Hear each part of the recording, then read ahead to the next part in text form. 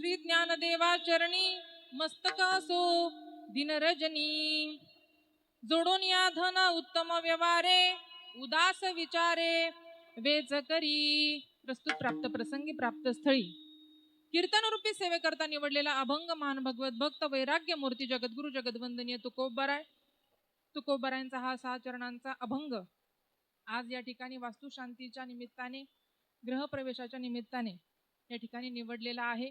प्रस्तुत अभंगावर चिंतन करण्यापूर्वी अल्पसा परिहार देणे तो असा.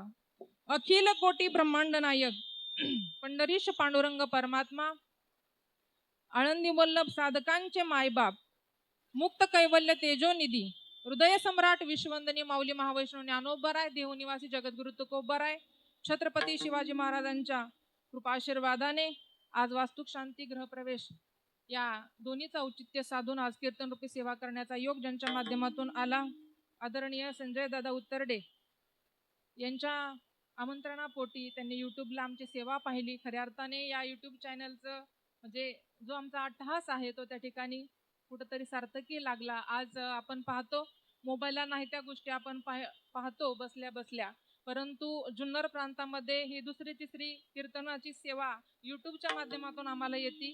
तुमच्या तालुक्याचं आणि तुमच्या गावाचं देखील म्हणजे अभिनंदन करायला काय हरकत नाही. म्हणजे तुम्ही चांगलं पाहता याचं कुठंतरी उत्कृष्ट उदाहरण या युट्यूबच्या माध्यमातून समाजापर्यंत पोहोचलं जाईल. महाराज त्या ठिकाणी दादांचे मनस्वी आभार.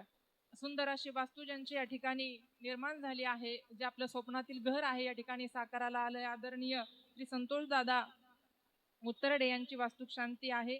कैलासवासी आई मंदाबाई दामोदर उत्तरडे, वडील दामोदर बन्सी उत्तरडे, त्यांचे चिरंजीव प्रथमेश दादा उत्तरडे, समस्त उत्तरडे परिवार यांच्या संयोजनातून आज हा सुंदर असा हा कीर्तनाचा योग या ठिकाणी आला. समस्त उत्तरडे परिवाराचे सर्व पाहुणे आप्तेष्ट वर्गांचे देखील मनस्वी आभार आणि सेवेला प्रारंभ. शरण शरण एकनाथा पायी माथा ठेविला, नका पाहू गुण दोष झालो दास पायाचा. प्रस्तुत अभंगामध्ये तुकोबराय या अभंगाच्या माध्यमातून आपल्यासारख्या जड जीवाला, संसारिक माणसाला खऱ्या अर्थाने जीवन जगत असताना संसारामध्ये धन कसं कमवावं, संपत्ती कशी कमवावी हा सुंदर आणि सोपा नित्यसूत्रीचा मार्ग या ठिकाणी प्रतिपादित करतात. महाराज म्हणतात की संसार म्हटलं तर त्या ठिकाणी पैसा हा आलाच, कारण माणसाच्या मूलभूत गरजा आहेत काय, अन्न वस्त्र आणि निवारा.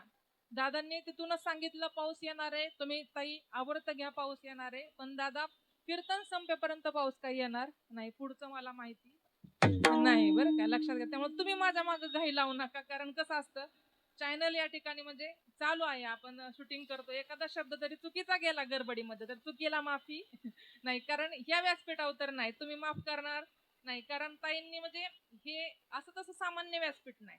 इतर कुठे चुका झाल्या तर म्हणू शकतं माणूस की भावनेच्या भरामध्ये बोलून गेले असतील, पण इथं गांभीर्याने बोलावं लागतं. त्यामुळं कुणीही घाई करू नका, निश्चिंतपणे नामगजर सोहळ्याचा तुम्ही एवढं सुंदर अट्टहास केलेला आहे, एवढा सोहळा तुम्ही नाही का प्रयत्नातून केला आहे, तर भगवंत अशी तुमची परीक्षा बघणार नाही एवढी तर मला खात्री आहे. महाराज असो, आपला विषय असा चालला होता की मानवाच्या 3 मूलभूत गरजा असतात, अन्न वस्त्र आणि निवारा. अन्नाशिवाय माणूस जगू शकत नाही, वस्त्राशिवाय माणूस जगू शकत नाही. तसं प्रत्येक मनुष्याचं स्वप्न असतं काय, माझं छोटं का होईना पण घर असावं, स्वतःचं असावं. महाराज घर तुम्ही नक्कीच त्या ठिकाणी निर्माण करा. महाराज बांधा, तुम्ही मोठं घर बांधा, 2 मजली बांधा, 3 मजली बांधा, बांधण्याला नकार नाही मावळ, पण ते बांधत असताना नीतिमत्तेने आणि स्वकष्टाने प्रामाणिकपणे त्या ठिकाणी ती वास्तू निर्माण झाली पाहिजे. एखाद्याचा घेऊन पैसा नाही का धनसंपत्ती लुटून किंवा दुसऱ्याच्या घराचा ताबा त्या ठिकाणी मिळवणारे असे भरपूर असतात. घर म्हणजे आपण वारुळ बघा, वारुळ वारुळ कोण तयार करतं माऊली, मुंग्या तयार करतात, तिथं जाऊन राहणारा कोण असतो, हा बोला की, हा म्हणजे इथून पुढे नागंनी लक्षात ठेवायचं बरं का, दुसऱ्याच्या घरावरती ताबा ठेवणारे तसे असतात. म्हणून वास्तू त्या ठिकाणी निर्माण होते, स्वकष्टाने निर्माण होते. आज इतकी सुंदर वास्तू दादांनी निर्माण केलेली आहे, प्रसन्नता वाटते. महाराज परंतु 2 विटांचं बांधकाम म्हणजे इमारत नाही माऊली किंवा घर नाही, घराला घरपण देण्याचं काम सर्वच जणांचं असतं, घरातील परिवारातील सर्व सदस्यांचं असतं. फार फार तर महिला वर्गांचं जास्त लक्ष असतं, बरोबर ना, महिला वर्ग हे फक्त बांधण्याचं काम करतात, पण घराला घरपण देण्याचं काम खरी लक्ष्मी करत असते. म्हणून लक्ष्मीने लक्षात ठेवायचं, घरामध्ये अभद्र बोलू नये. पहिली तर गोष्ट चांगलं बोलावं महाराज, कारण जो महत्वाचा विधी असतो वास्तुशांतीमध्ये, जो वास्तुपुरुष नावाचा पुरुष असतो महाराज, त्याला एक वरदान होत. कोणाला त्रास द्यायचा?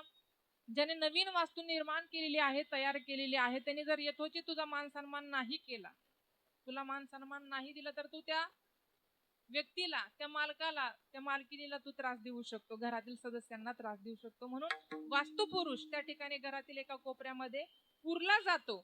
आणि भारतीय संस्कृतीमध्ये 3.5 बरं का दादा, थांब द्या थोडी, 3.5 मुहूर्त असतात. आता अक्षय तृतीया झालं महाराज, तर 3.5 मुहूर्तापैकी 3ही मुहूर्तांना जे काय आपण गोडधोड जेवण करतो, तो पहिला नैवेद्य जसा आपण देवाला अर्पण करतो ना माऊली, महिला वर्ग लक्ष द्या बरं का, कधी माहिती असेल नसेल पण सांगणं औचित्य आहे वक्त्याला, त्या वास्तुपुरुषाला सुद्धा तो त्या ठिकाणी नैवेद्य तुम्ही वाढवला पाहिजे, कारण तो देखील घरातील प्रमुख विषय आहे, प्रमुख भाग आहे. कारण योग्य तो यथोचित मान सन्मान दिला ना, तर तो वास्तुपुरुष आपल्या सर्व घरातील सदस्यांना आशीर्वाद देतो. काय म्हणत असतो? तथास्तु. आपण चांगलं बोलू किंवा वाईट बोलू, काय म्हणतो तो? तथास्तु. पण त्याला मान दिला नाही, सन्मान दिला नाही, तर तो आपल्याला त्रास दिल्याशिवाय राहत नाही. तसं हे वास्तुशांतीचे विधी करत असताना महाराज, जी भूमी दोष आहे ना महाराज, तो निवारण करण्यासाठी होम हवन, हे कीर्तन सोहळा, प्रवचनाची सेवा किंवा नाहीच एखाद्याचे आयपत्र भजन सोहळा तर त्या ठिकाणी ठेवला जातो. खऱ्या अर्थाने सकाळी वास्तुक शांती करत असताना, यज्ञ हवन करत असताना ब्राह्मण काकांनी काही मंत्र बोलायला लावले असतील तुम्हाला. मंत्र बोलत असताना माऊली ते मंत्र स्पष्ट उच्चारले जात नाहीत आपल्याकडून, बरोबर आहे ना? तुम्ही बोलत चला. ज्यांची वास्तुक शांती झालेली आहे ते कुठे आहेत दादा? लांब बसू नका, थोडं पुढे या, म्हणजे तुम्हाला थोडस काही चुका असतील निवारण होतील. महिला वर्ग, त्यांच्या पत्नी कोण असतील त्यांनी पुढे बसा, आणि ज्यांची होणार असेल भविष्यात त्यांनी पण जरा काळजीपूर्वक लक्ष द्या, परत असे दोष नको व्हायला. महाराज त्या ठिकाणी ब्राह्मण काकांनी मंत्र उच्चारण करावा आणि आपण त्या ठिकाणी त्यांच्या पाठीमागे बोलावं, तशी त्या ठिकाणी कृती करावी. मला तुम्ही सांगा, ब्राह्मण काकांसारखा मंत्र आपल्याला बोलता येतो का हो महाराज? स्पष्ट सांगा ना. नाही बोलता येत, आपल्याकडून चुका होती. बरं, जसा मंत्र उच्चारण केला तशी क्रिया आपल्याकडून घडते का माऊली? घडत नाही. याचा अर्थ काय होतं? आपल्याला त्या कार्यातील दोष लागतात. अहो माऊली, फक्त दोष लागत नाहीत, ह्या देहाने जर मंत्र चुकीचा बोलला ना महाराज, तर अख्खा देह सुद्धा वेडा होतो. मनाचं सांगणार नाही, मंत्र चळे थोडा, हा देहाची होय वेडा. वेडा होतो महाराज. तुम्हाला वेडा व्हायचंय का? बोला ना माऊली. अहो पावसाच टेन्शन घेऊ नका हो, निश्चिंत बसा. हा देह वेडा होतो माऊली. म्हणून ह्या मंत्राचे दोष किंवा ह्या कृतीचे दोष आपल्याला लागू नये म्हणून सर्व दोषाचं हरण होण्यासाठी सरते शेवटी केलं जातं ते नामसंकीर्तन आहे. रामकृष्ण नाम सर्व दोषा जड जीवा तारण. पण कोणतेही कार्य असो, वाढदिवस असो किंवा वास्तुशांती उत्सव असो, सोहळा असो किंवा इतर जे विधी असतात, म्हणजे नाही का आपण म्हणतो वर्षश्राद्धाचे विधी वगैरे, ते म्हणजे अमंगल ठिकाण असो मंगल ठिकाण असो, कोणतंही कार्य असो, ते कार्य सिद्धीस जाण्याचा एकमेव मार्ग म्हणजे भगवंताचं नाम आहे. सकळ मंगल निधी श्री विठ्ठलाचे नाम आधी. मंगलात मंगल असं भगवंताचं नाम. जरी काही दोष असतील ते निवारण करण्याचं कार्य या ठिकाणी भगवंताचं नाम करतं. म्हणून दादांचा जो अट्टहास होता, या ठिकाणी आम्हाला आमंत्रित केलं की कीर्तनाची सेवा या ठिकाणी व्हावी.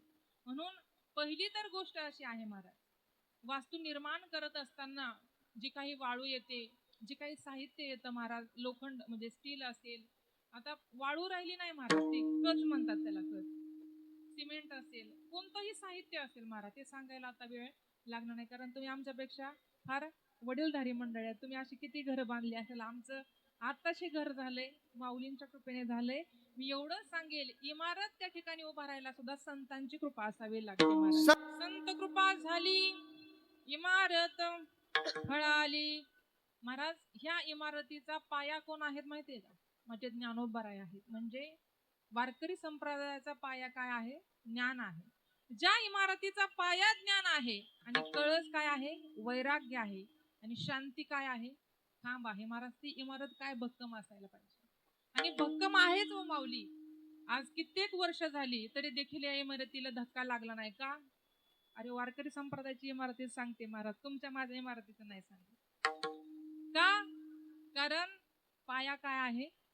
ज्ञान आहे. म्हणून आपण म्हणतो ना, पाया चांगला असला पाहिजे घराचा, बेसमेंट त्याला म्हणतो ना आपण, म्हणून पाया चांगला पाहिजे महाराज.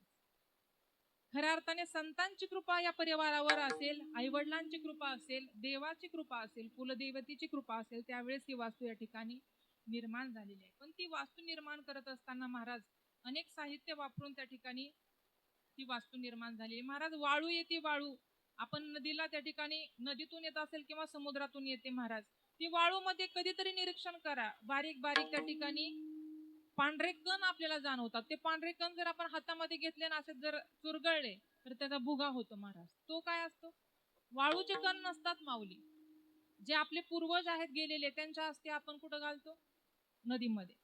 त्या नदीमध्ये पाण्याच्या प्रवाहामध्ये उलटा पालत होते त्या हाडांची, आणि त्याचा बारीक बारीक भुगा होतो, तो मिक्स होऊन एकत्रित होऊन वाळूमध्ये समाविष्ट होतो, आणि ती वाळू आपल्या इमारतीला त्या ठिकाणी वापरली जाते. ऐका माऊली नीट गांभीर्याने. ती वाळू इमारतीला बांधण्यासाठी वापरल्यानंतर न घरात वास्तव्य करणाऱ्या व्यक्तीच्या रक्ताचा सुगंध आणि त्या ज्याचा कोणाचा चुरा वापरला आहे, लागला आहे, सगळेच काही त्या ठिकाणी जीवात्मे संतुष्टित झालेले नसतात महाराज. काही असंतुष्टित असतात, जातात पण दुसऱ्याला गेले तरी त्रासच देतात, असे जीवात्मे आहेत महाराज. लक्षात, मानव जातच तेवढी वाईट आहे महाराज. अरे पशु पक्ष्यांकडे पाहिलं त्या ठिकाणी त्यांना सुद्धा कळतं कसं वागावं, पण आज आपण माणूस म्हणून घ्यायला सुद्धा योग्यतेचे नाही महाराज. आपलं आपण परीक्षण केलं पाहिजे माऊली. त्या ठिकाणी गेलेल्या व्यक्तीच्या रक्ताचा सुगंध आणि त्या वास्तूमध्ये जी काही व्यक्ती वास्तव्य करते त्याच्या रक्ताचा सुगंध जर मॅच झाला तर त्या व्यक्तीला त्या ठिकाणी त्रास होत असतो. म्हणजे सतत आजारी पडणं, नवरा बायकोचं न पटणं, एखाद्या मुलीचं लग्न त्या ठिकाणी जमतच नसतं महाराज. कधी कधी मुलाचा आणि बापाचं सुद्धा पटत नाही त्या घरामध्ये. म्हणजे ह्या सगळ्याचे दोष कशामुळं? तर भूमी दोष भूमी महात्म्य, अन्न दोष अन्न महात्म्य, संघ दोष संघ महात्म्य, हे दोष त्या ठिकाणी नाकारता येत नाही माऊली. त्या ठिकाणी काही भागातून आपण जात असताना, प्रवास करत असताना, आपण घरातील वडीलधारी मंडळी आजी त्या ठिकाणी जर असतील तर म्हणतात, ए बाळा, अरे तू शिरूर साईडला चाललाय का, जरा जपून जा बर का, येताना जपून ये. का बरं आजी, का असं म्हणतेस? त्यावेळेस त्या आजी सांगतात, अरे बाळा तिथली जागा खराब आहे. म्हणता की नाही तुम्ही? जाताना माणूस हसत जातो आणि येताना काहीतरी त्याला त्रास होतो. कशामुळे माऊली? जागेचा दोष आहे. आपण इतर वेळेस चांगलं वागतो, एखाद्या घरात जाऊन येऊ द्या बरोबर, आपण नाही का म्हणतो तुला काय उमरा लागला काय, वेड्यासारखंच वागतो महाराज. तसा तो व्यक्ती नसतो, तिथल्या भूमीचा तो काय असतो? दोष असतो माऊली.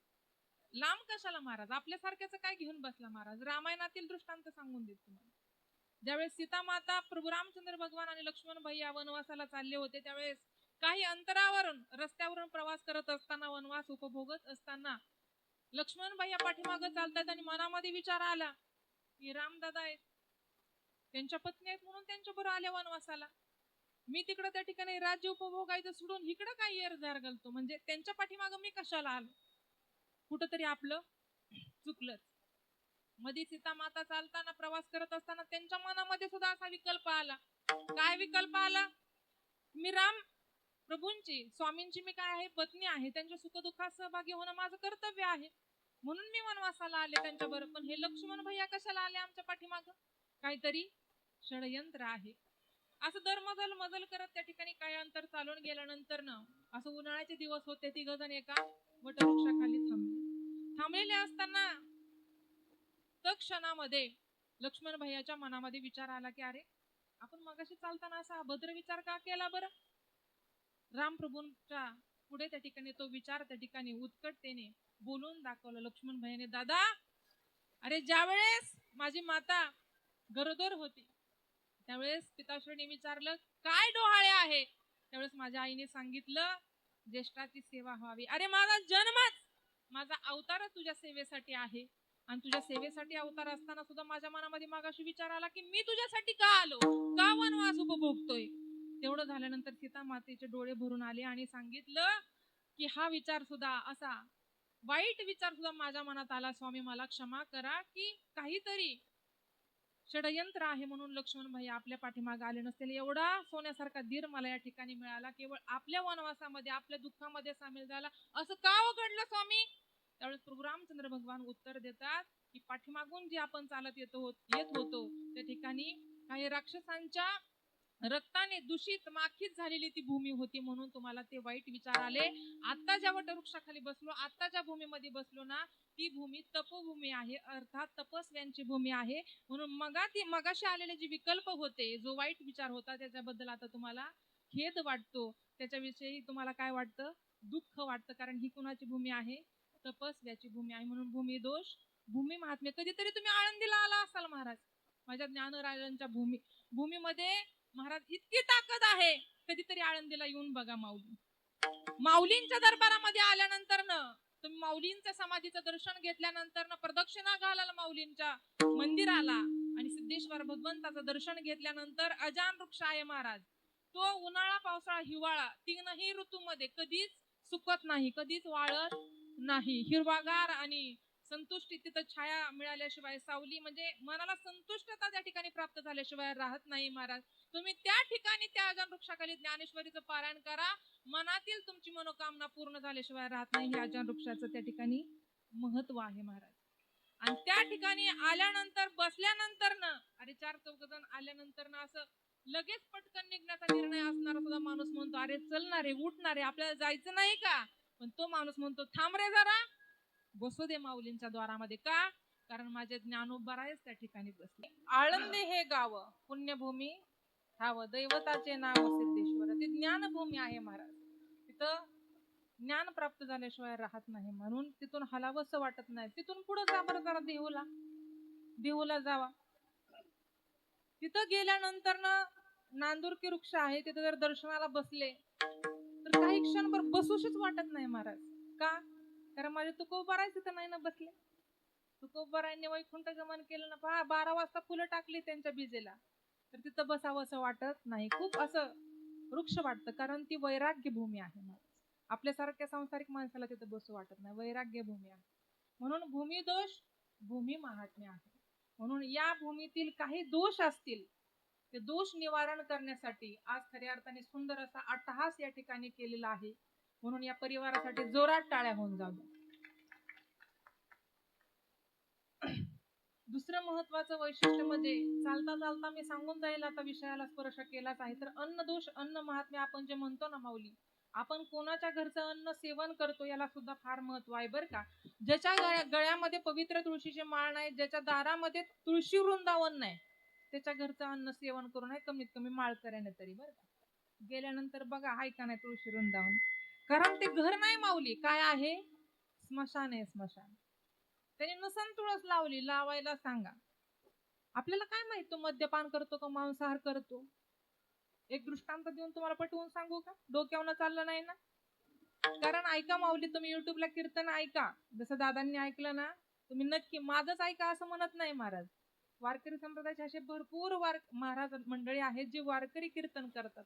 माऊली तुम्ही कोणतंही कीर्तन तुम्ही सर्च करा, त्या कीर्तनामध्ये तुम्हाला विनोद चुकूनही सापडणार नाही. सापडला तर महाराजांना फोन करा. एक वेळेस तुम्हाला नका आवडू द्या माऊली कीर्तन, नका आवडू द्यात, मी दिलगिरी व्यक्त करेन या ठिकाणी, पण माझ्या भगवान परमात्म्याला आवडल असंच कीर्तन या ठिकाणी केलं जाईल. कारण या व्यासपीठावर तरी कमीत कमी मनोरंजन आणि विनोद नसावे का? अविनोद असावं महाराज. आपल्या अख्ख्या आयुष्याचा विनोद झालाय माऊली, तरी विनोदच सांगायचे का? अरे एकमेव व्यासपीठ या ठिकाणी शिल्लक राहिले, ते म्हणजे वारकरी संप्रदायाचं हे कीर्तन हे व्यासपीठ आहे. नारदाच्या गादीवर काय बोलावं काय बोलू नये या ठिकाणी मर्यादा आहे. म्हणून आवडे देवासी तो एका प्रकार नामाचा उच्चार, म्हणून ते आवडेल असंच या ठिकाणी आपण दिलं पाहिजे. महाराज आपला विषय चालला होता अन्न दोष, अन्न महात्म्य. नाही त्यांनी माळ घातली तरी माळ घालायला सांगितली पाहिजे, पण मांसाहार मद्यपान करणाऱ्या व्यक्तीच्या घरामध्ये चुकूनही पाणी सुद्धा पिऊ नये महाराज. तशी आपली बुद्धी फिरल्याशिवाय राहत नाही. एक दृष्टांत देऊन पटवून सांगते महाराज. एक चोर गेली 20-25 वर्षापासून चोरी हा व्यवसाय करत होता. चोरी हा व्यवसाय बरं का, त्यात आपला काय दोष नसतो, त्या चोराचा काय दोष नसतो. कारण ज्या त्या कुळामध्ये ज्या त्या व्यवसायाचं जे ते ज्याच्या त्याच्या नावापुढे प्रारब्धानुसार भगवंतानीच जन्माला घातले, त्याच्या पोटा पाण्याचा विषय आहे. चोरी करायला सुद्धा कला लागते माऊली. आता आपल्याला एखाद्याला सांगितलं जा बरं चोरी करून ये, जमल का आपल्याला? नाही महाराज. आता त्याच्यावर पण दृष्टांत आहे बरं का, पण सांगायला वेळ नाही. महाराज चोरी ह्या व्यवसायामध्ये, त्याच्या क्षेत्रामध्ये 20-25 वर्ष झाले महाराज. इतकी प्रगती त्या चोराला, इतकी प्रगती, एकदा सुद्धा 25 वर्षामध्ये त्याला पोलिसांनी पकडलेलं नव्हतं. कोणी? पोलिसांनी. बोलत चला बरं का, नो ह्या एकट्याचा खेळ. जेवण नंतर आहे ना माऊली, ओ माऊली, जेवण नंतर आहे ना, मग हे बोलत का नाही? खरं आम्ही थोडं कमी बोललं पाहिजे. तसं काही नाही.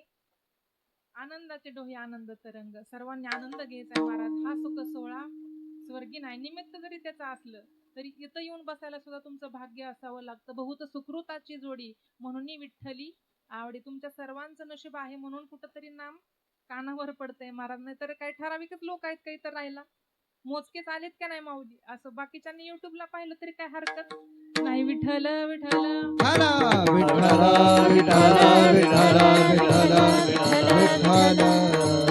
20-25 वर्ष झालं त्या चोराला पोलिसांनी पकडलं नव्हतं. त्याला इतका आनंद झाला. आता आपल्या क्षेत्रामध्ये, आपल्या व्यवसायामध्ये जर प्रगती होत असेल तर आपल्याला समाधान मिळतं ना माऊली. तसं त्याला त्या ठिकाणी समाधान होतं. त्याला वाटलं चला देवाचे काहीतरी उपकार आहेत, त्या उपकारातून कुठंतरी उत्तीर्ण व्हावं म्हणून आपण काय केलं पाहिजे, ब्राह्मण भोजन घालावं आणि सत्यनारायणची पूजा करावी. आता पहा, सत्यनारायणची पूजा करणारा बघा किती सत्यवान आहे.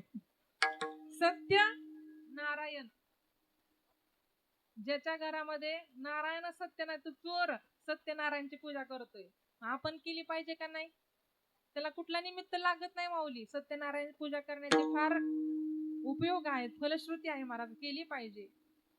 चोराला मनात आलं, पण ऐका ना माऊली, सगळ्या गावातल्याला माहिती होतं की आता हा चोर आहे. कुठला ब्राह्मण त्याच्या घरी जेवणाला येईल? चोराच्या घरी कोण जाईल का जेवायला? नाही जाणार माऊली. पण चोराच्या मनामध्ये काय होता? निग्रह होता की मी ब्राह्मण काकाला जेवायला आणणार म्हणजे आणणार. त्याने शेजारच्या गावात, शेजारचं गाव कोणतं आहे तुमचं? काय? सुराळे. बरं कोणतं का असणार, घ्या पटकन लवकर. शेजारच्या गावातून ब्राह्मण काका जेवायला, विकू नका देऊ दादा, बोलवून घेतलं. बसायला चांदीचा पाट, जेवायला सोन्याचं ताट आणि खीर प्यायला सोन्याचा चमचा होता बरं का. चमचा सोन्याचा होता. ब्राह्मण काका जेवायला बसले. आता जेवता जेवता एवढा सोन्याचा जगमगाट कधी आयुष्यामध्ये एवढं सोनं पाहिलं नव्हतं, चांदी सुद्धा पाहिली नव्हती. ब्राह्मण काकाचा नशीबच. महाराज त्या ठिकाणी मनामध्ये विचार आला, ह्यातलं मला घरी काय घेऊन जाता येईल. कोणाच्या मनात विचार आला माऊली? चोराच्या नाही, जागेत ना तुम्ही. ब्राह्मण काकाच्या मनामध्ये विचार आला, काय घेऊन जाता येईल बरं याच्यातून. छोट काय असतं? छोटा चमच्यांनी लक्षात ठेवलं पाहिजे बरं का. गपचूप घेऊन जाता येतं आणि खिशातच फक्त मावतं, तो कोण असतो? चमचा असतो महाराज. म्हणून असं पुढचं बोलायचं काय हरकत नाही, तुम्ही सुज्ञान आहात. त्या ठिकाणी ती महिला, चोराची पत्नी, घरामध्ये काहीतरी आणाय गेली, तोपर्यंत ह्याने चमचा खिशामध्ये टाकला. जेवण झालं आणि बिचारा निघाला. उंबरा उंडून 4-5 पावलं पुढे गेल्यानंतर मनामध्ये विचार आला की अरे, कोरोना सारखा काळ येऊन गेला, अशी भयानक परिस्थिती येऊन गेली, तरी मी कोणाच्या धाग्याला सुद्धा हात लावला नाही. पण आज अशी दुर्बुद्धी माझ्या मनाला का सुचली असावी की मी आज सोन्याचा चमचा किंवा त्या घरातील वस्तू आज चोरी केली. असं काय घडलं? मनामध्ये खंत वाटू लागली. हा चमचा आपण काही कारणास्तव का होईना, काहीतरी निमित्त करून का होईना त्यांना दिला पाहिजे. म्हणून 4-5 पावलं मागे गेला. घरामध्ये ती पत्नी त्याची आवरावर करत होती माऊली. त्याने म्हणले, येऊ का आतमध्ये? या म्हणले. ब्राह्मण काका, काय राहिलं का? नाही म्हणले, देला आलोय. चुकून चमचा खिशामध्ये, म्हणून चुकून जातो बरं का. चुकून आपल्या आयुष्यामध्ये चमचा येतो महाराज, म्हणून फार काय टिकत नसतात. आलं का लक्षात? त्या ठिकाणी म्हणले की चुकून माझ्याकडून ही चूक झाली, क्षमा असावी. पण जाता जाता माऊली एक गोष्ट विचारतो, तुमचे पती काय काम करतात हो? मुद्द्याचं विचारलं बरं का. तुमचे पती काय काम करतात, काय व्यवसाय करतात? म्हणले काय नाही, 20-25 वर्ष झालं चोरी करतात आणि त्या चोरीमध्ये बरकत आली म्हणून तर हा एवढा सगळा आटास. ब्राह्मण काकाने डोक्यालाच हात लावला महाराज. हे असं आहे वय म्हणले, म्हणूनच मला त्या ठिकाणी दुर्बुद्धी सुचली महाराज. क्षमा याचना मागितली आणि ब्राह्मण काका निघून गेले महाराज. दृष्टांत संपला माऊली. सांगण्याचं तात्पर्य एवढा, चोराच्या घरचं अन्न सेवन केलं, परिणाम काय झाला? चोरण्याची बुद्धी त्या ठिकाणी प्राप्त झाली. म्हणून सांगायचं तात्पर्य माझं एवढं, 2 नंबरचा पैसा ज्याच्या घरामध्ये येतो ना माऊली, त्या घरची बासुंदी टाळावी, पण माझ्या वारकऱ्याच्या घरची चटणी भाकरी तुम्ही सेवन करावी, चटणी भाकरी सेवन करावी. अरे ज्यावेळेस आळंदी पंढरपूरला माझ्या माऊलींचा, माझ्या तुकोबारांचा पालखी सोहळा जातो ना माऊली, त्यावेळेस दिघीवरून विश्रांतवाडीला त्या ठिकाणी दिंडी काही दुपारच्या वेळेस थांबते आणि त्या ठिकाणी पंगत बसते महाराज वारकऱ्यांची. त्या पंक्तीला कधीही न भगवंताला हात जोडणारा, कधी भगवंताचं नामचिंतन न करणारा व्यक्ती, न करणारा गृहस्थ दुसऱ्याच्या सांगण्यावरून पालखी सोहळ्यामध्ये सहभागी होतो आणि दुपारच्या पंक्तीला जेवायला बसतो महाराज. भाजी भाकरी, बेसन, कांदा आणि त्या ठिकाणी लोणचं असावं महाराज, साधं जेवण असावं. आणि त्या पंक्तीला बसल्यानंतर 2च घास त्या माऊलीने सेवन करावे. माऊली खऱ्या अर्थाने ज्या वेळेस त्या ठिकाणी 2 घास माऊलींच्या पंक्तीमध्ये ग्रहण केले, तर पुढे 14-15 दिवस त्या ठिकाणी ज्ञानोबा तुकोबारायांचा गजर ह्या मुखातून विसरत नाही आणि सरते शेवटी आषाढी वारीला पांडुरंग परमात्म्याचं दर्शन घडतं. हे ज्ञानोबारायांच्या पंक्तीत बसल्याची ताकद आहे महाराज, ही ज्ञानोबारायांच्या पंक्तीत बसल्याची. म्हणून त्या ठिकाणी आपली चटणी भाकरी असू द्यात, आपण कुठल्याही घरचं 2 नंबरनं आलेलं किंवा चोराच्या घरचं, वेश्याच्या घरचं जेवण ग्रहण केलं नाही पाहिजे. कारण अन्नदोष अन्न महात्म्य, संगदोष संग महात्म्य. संगत कोणाची करावी माऊली? दुर्जनांची करावी का? दारुड्याची करावी का? व्यभिचारीची करावी का? व्यभिचाराची केली तर आपण देखील व्यभिचारी होतो ना माऊली. दारुड्याच्या संगतीत बसल्यानंतर सांगावं लागत नाही आता हे घे ना आता ते घे, ते आपोआपच जाऊन आणते माऊली. आलं का लक्षामध्ये? म्हणून वाईट व्यक्तीच्या सान्निध्यात संगतीत राहण्यापेक्षा एकटं राहणं कधी चांगलं. काय म्हणते मी? एकटं राहणं कधीही चांगलं, पण एकटं राहण्यापेक्षा संतांच्या संगतीत राहणं फार उत्तम महाराज. वाचा पुस्तक, वाचा पुस्तक, जाग्यावर येईल मस्तक. आई वडिलांचा मिळवा हस्तक आणि संतांना व्हा नतमस्तक, संतांना व्हा नतमस्तक. महाराज वसंत ऋतूमध्ये हा पाण्याचा थेंब जर त्या ठिकाणी शिंपल्यामध्ये पडला तर त्याचा मोती होतो, परंतु 4-5 थेंब जर गरम तव्यावरती पडले तर त्याचं अस्तित्व संपून जातं. आपण सर्व शेतकरी माणसं आहात. आपल्या शेतामध्ये विहीर असेल, विहीर, त्या एकाच विहिरीचं पाणी माऊली तुम्ही कारल्याला सोडा, कारल्याला कडू बनवतो. तेच ऊसाला सोडा, ऊसाला गोड बनवतो. तेच मिरचीला सोडा, मिरचीला कसं बनवतं? गोड बनवतं. बरोबर ना? चुकलं काय? हा, म्हणजे जागे आहात. तिखट बनवतं. मग पाणी विहिरीचं एकच आहे, परंतु संगत वेगवेगळी केली, परिणाम काय झाला? वेगवेगळा झाला. म्हणून आपण कोणाच्या संगतीत बसतो उठतो याला देखील तेवढंच महत्व आहे. तसे पडसाद, तसे परिणाम आपल्या आयुष्यावर होतात. म्हणून खऱ्या अर्थाने कधीतरी ज्ञानोबारांच्या संगतीत बसा, कधीतरी ज्ञानेश्वरीची संगत करा. आजी, त्या ठिकाणी आपला संसार असा शेवटपर्यंत चालला. पोरग काय करतो, सून काय करती, जावयाचं काय चाललं, संसारिक गोष्टी मी तर सांगायला उभा नाही. संसारातलं तर तुम्ही रोजच ऐकता, आणि इथं पण संसारण सासू सुनाचा नवरा बायकोचं सांगितलं तर मी तर म्हणून नाही तरी गेलं हे कीर्तन वाया. आलं का लक्षामध्ये? पण हे सगळं बाजूला ठेवून माऊली करिता बरोबरी दुरावसी दुरी भवाचे पुरी वहावसी. संसार कधीच पूर्ण होत नाही मायबाप. रावणासारख्याचा प्रपंच पूर्ण झाला नाही. आपल्यासारख्याच काय घेऊन बसला? दादांच्या वास्तूवरून मला आठवलं, आपले फक्त इमारत आहे, विटांचं बांधकाम आहे महाराज. एक वास्तू बनली तरी आपलं कॉलर ताटून व्हायलाच पाहिजे, कारण ते नीतिमत्तेने आपण कमवलेलं असतं महाराज. पण एवढं पूर्ण होऊन सुद्धा आपल्याला वाटतं अरे असं केलं असतं तर, असं बांधलं असतं तर. म्हणजे ते बांधल्यानंतर सुद्धा अपूर्णता त्या ठिकाणी वाटते. म्हणजे अपूर्णता म्हणजे काय आहे? प्रपंच आहे. आणि पूर्णता म्हणजे काय आहे? परमार्थ आहे. तुमच्या गावामध्ये मंदिर असेल ना माऊली, सप्ताह होत असतील ना, कोणाचं मंदिर आहे? भवानी मातेचं मंदिर आहे. बरं, मग त्या मंदिराचा जे काही प्रतिष्ठापना सोहळा झाल्यानंतर ना परत बांधकाम काढलं का माऊली? एकदा कलशारोहण सोहळा झाला, परत बांधकाम काढलं का? नाही काढलं. कारण परमार्थ कसा आहे? पूर्णत्वाकडे येणारा आहे. रावणाची किती घरं होती महाराज? शुद्ध कांचनाची 7 कोटी घरं होती, तरी त्याच्या प्रपंचातील इच्छा अपूर्ण राहिल्या महाराज. काय म्हणतात? धन कमवू नये ह्या मताची मी नाही. आपण चालता चालता म्हणतो काय, पैसा नसेल तरी, पैसा नसेल तरी चालेल. कसं चालेल माऊली? ज्याच्या खिशामध्ये दाम आहे त्याला समाजामध्ये किंमत आहे. धनवंता लागी सर्व मान्यता आहे जगी. महाराज ज्याच्याकडे पैसा आहे ना त्याला आदराने बोललं जातं महाराज. आता या गावामध्ये परसू नावाचा कुणी असेल नसेल मला नाही माहित, परंतु त्या परसू नावाच्या गृहस्थाकडे जर पैसा नसेल तर चालता चालता लहान लेकरू म्हणतं, ए परशा, आहे का किंमत? नाही. पण त्याच्याकडं काळानुसार 2-4 रुपये यायला लागले तर त्याचं काय होतं? परशुराम, कारण थोडेफार यायला लागले ना. पण तो जर श्रीमंत झाला तर गावातील प्रतिष्ठित व्यक्ती म्हणजे पाटील जरी असला तर काय म्हणतो, ओ परशुराम पाटील, आमच्या नातवाचं बारस आहे, बारस, निमंत्रण पाठवतो तुम्ही कार्यक्रमाला या. परशुचा काय झाला? परशुराम पाटील झाला महाराज. हे कशाचे महत्व आहे?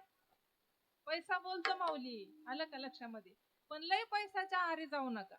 काय म्हणते मी, पैसा कमवा पण गरजेपुरता त्या ठिकाणी कमवा. जर जास्त मिळाला तर आपण हा मानव देह घेऊन आलो ना, हा माणसाचा स्वभाव आहे महाराज, तो उन्मत्त झाल्याशिवाय राहत नाही. तो माणूस न राहता त्याच्या मनामध्ये राक्षसी प्रवृत्ती येते महाराज. म्हणून खऱ्या अर्थाने पैसा धन संपत्ती ही दीर्घकाळ न टिकणारी गोष्ट आहे. तुम्हाला एक दृष्टांत सांगून जाण ऐका.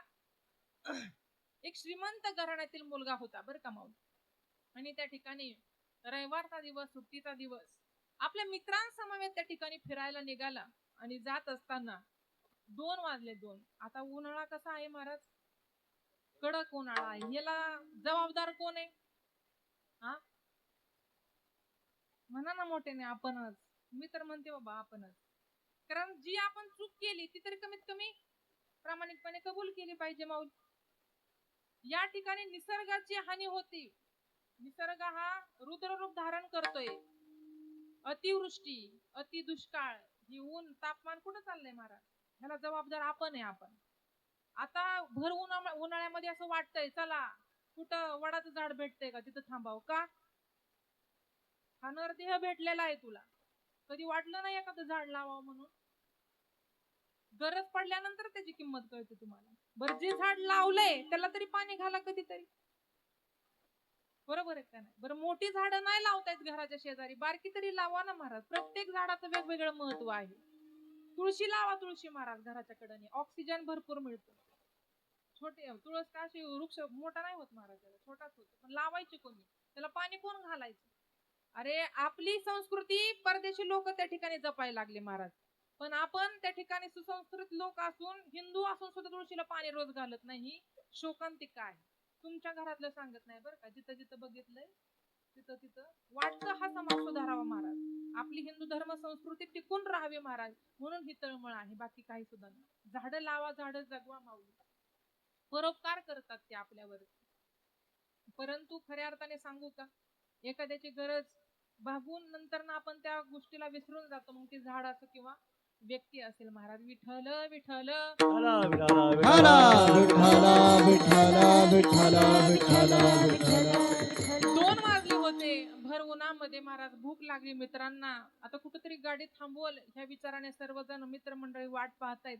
त्याला सुद्धा कळून चुकलं की अरे, ह्यांना जर माझ्या समवेत घेऊन आलोय तर ह्यांची जबाबदारी जेवणाची, खाण्याची, पिण्याची माझ्याकडे आहे. ह्यांना जर जेवायला नाही नेलं तर पुन्हा हे पुढच्या रविवारी सुट्टीला माझ्या बरोबर येणार नाहीत. ठीक आहे म्हणले, तर मनामध्ये विचार चालू आहे, पण बोलावं कसं? श्रीमंत घराण्यातील होता माऊली, पण फार कंजूस होता बरं का. त्यांनी एक हॉटेल बघितलं. हॉटेल जरा इंटरनॅशनल पद्धतीचं होतं. कधी तुम्ही त्या हॉटेलला गेले की नाही माहिती नाही, पण होतं, दृष्टांतातलं असतं बरं का. त्या हॉटेलमध्ये गेलं, त्या हॉटेलमध्ये असं होतं, एखादं बटन दाबून जर आपण आतमध्ये गेलो तर पुन्हा बाहेर येणं विषय चला ना हॉटेलमध्ये आमच्या बरोबर, दृष्टांतापुरतं तरी. त्या ठिकाणी सर्व मित्रमंडळी गेले. पुढे 2 पाट्या लिहिल्या होत्या, झुणका भाकर का मिष्टान्न. आता हा चिंगूस होता महाराज, कंजूस होता. त्याला वाटलं अरे मिष्टान्न म्हटल्यानंतर बिल जरा जास्त येईल, म्हणून त्याने झुणका भाकरीचं बटन दाबलं. पण आता एक गोष्ट सांगू का महाराज, हॉटेलमध्ये झुणका भाकर अर्थात बेसन भाकरी महाग झाली. तुमच्या मिष्टान्नाला कोणी विचारत नाही का? भारतीय संस्कृती लोप पावत चालली. आपण चायनीज खायला लागलो घरी, पण पिठलं भाकरी पाहायला घरी भेटत नाही, म्हणून माणसं हॉटेलमध्ये जाऊन खातात. हे दुर्दैव आहे. विठ्ठल विठ्ठल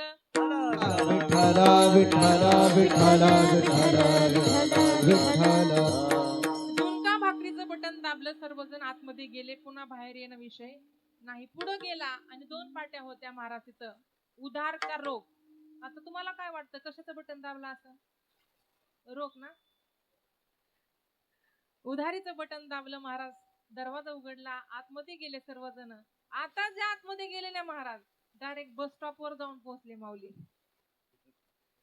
मित्रमंडळी सगळेजण चर्चा करायला लागले, म्हणले हॉटेलमध्ये जेवायला आणलं, इकडं कुठं बस स्टॉपवर? म्हणले आता उधारीचं बटन दाबलं, इकडंच यावं लागेल ना म्हणून. असं ते म्हणले, नाराज नका हो, आपण पुढचं हॉटेल त्या ठिकाणी बघू. पुढच्या हॉटेलमध्ये गेले. भव्य दिव्य अशी पाटी लिहिली होती महाराज, पण पाट्यांवर जाऊ नये बरं का, लय माणूस फसतोय. जिथं भव्य दिव्य पाटी लिहिली असेल, मोठं हॉटेल असेल, तेवढं खोटच. म्हणजे अनुभव आहे, म्हणजे कसं चहा पाण्यात थांबायचं सुद्धा म्हणजे अवघड आहे बाबा. आम्ही तसं थांबतच नाही, काय असेल तर तुमचं घरचं चटणी भाकरी खाल्ली की बस. परंतु खऱ्या अर्थाने तिथं लिहिली होती पाटी अशी, या बसा, पोटभर जेवा, बिल तुमचं नातू देईल. तर नातू देईल म्हटल्यानंतर ह्याचं तर काय टेन्शनच म्हटलं, माझं लग्न होणार, मला मुलगा होणार, आणि मग पुढचे पुढं बघता येईल म्हणले. नातू देणार म्हणले, आता तुम्ही पोटभर जेवा रे मित्रमंडळी. म्हणले चालते म्हणले. मग कुणी काय ऑर्डर करताय, कुणी काय. मी आता ऑर्डरचे जर मेनू सांगितले ना, तुम्ही तिथं थांबणार नाही, तिकडे जाताल. त्या ठिकाणी सर्वांनी मनसोक्त जेवण केलं माऊली, आणि जेवण केले, निघाले की सगळे. हॉटेल मालकाने आवाज दिला, ओ साहेब, कुठे निघाला तुम्ही? चाललं की म्हणले, जेवण झाले. बिल कोण देणार? म्हणजे आमची फसवणूक करता का? एवढी मोठी पाटी लिहिली, या बसा, पोटभर जेवा, बिल तुमचं नातू दिलं, आता पैसे मागता? म्हणजे आमची तुम्ही दिवसा ढवळ्या त्या ठिकाणी फसवणूक करता. अहो नाही माऊली, ऐकून तरी घ्या. नाही माऊली, आमचं ऐकून तर बडबड करायला लागले. म्हणले, तुम्ही जे जेवण केलं त्याचं हे बिल मागतच नाही ना. मग अहो, तुमचे आजोबा ह्या हॉटेलमध्ये आलते, त्याचं बिल मागतो मी तुम्हाला. आमच्याकडे रजिस्टर आहे म्हणले, तसं नोंद आहे म्हणले. या धनाचा न धरी विश्वास, जैसी तरुवर. आलं का लक्षात? दृष्टांत काही जरी सांगितलं तरी आपल्या सिद्धांत लक्षात ठेवायचा, दृष्टांत लक्षात ठेवायचा नाही. ज्याप्रमाणे झाडाची सावली एका ठिकाणी कशी स्थिर राहत नाही, तसं धन दौलत संपत्ती, संपत्ती म्हणा, संपत्ती म्हणा, संपत्ती मग कशाला कमवता? संपती ना संपत्ती, संपत्ती संपत्ती ती संपतीच. कशाला कमवता महाराज? परंतु कमवावा लागतो, कारण समाजामध्ये त्याशिवाय किंमत नाही. महाराज म्हणतात, कोण म्हणता कमवू नका? नक्कीच धन दौलत संपत्ती कमवा, पण कशी कमवा? अभंगाच्या प्रथम चरण. जगद्गुरु तुकोबराय प्रस्तुत अभंगाच्या प्रथम चरणामध्ये सांगतात, जोडून या धन उत्तम व्यवहारे, उदास विचारे वेच करी. तुम्हाला जोडायचंय धन, मिळवायचंय धन, पैसा कमवायचा आहे, पण कसा कमवा? नीतिमत्तेने कमवा महाराज. खऱ्या अर्थाने 2 नंबरवरून जो पैसा येतो ना, तो रात्री 12 वाजता मागच्या दरवाजाने येतो. जी लक्ष्मी येते ना, लक्ष्मी महाराज, ती कुठून येते? भर 12 वाजता पुढच्या दरवाजातून येते, भर चौकातून सन्मानाने येते, ती लक्ष्मी येते. आता आपण घरी गेल्यानंतर परीक्षण करायचं, आपल्या घरी काय येतं. तुम्ही द्रव्याच्या मागे नक्कीच लागा माऊली, पण ते द्रव्य कसं असावं? कारण द्रव्याच्या मागे कळी काळाचा लाग, म्हणून या संघ खोटा त्याचा. म्हणून इतका पण संघ त्या ठिकाणी द्रव्याचा नसावा, पैशाचा नसावा, गरजेपुरता पोटा पाण्यापुरता असावा. धन कमवा, नीतिमत्तेने त्या ठिकाणी कमवा. जरी आलं पैसा, जरी आला घरामध्ये तरी येऊ द्या, काही कारणास्तव गेला तरी जाऊ द्या, त्याच्याबद्दल आसक्ती धरू नका. नाहीतर गेल्यानंतर खंत करत बसणार, अरे गेला गेला. उदास विचारे वेच करी. महाराज नुसता पैसा कमवत बसू नका. कधीतरी तुमच्या गावामध्ये सप्ताह होत असेल तर त्या ठिकाणी 1 रुपया का होईना त्या ठिकाणी दान धर्म करा, चांगल्या गोष्टीसाठी, धर्म कार्यासाठी.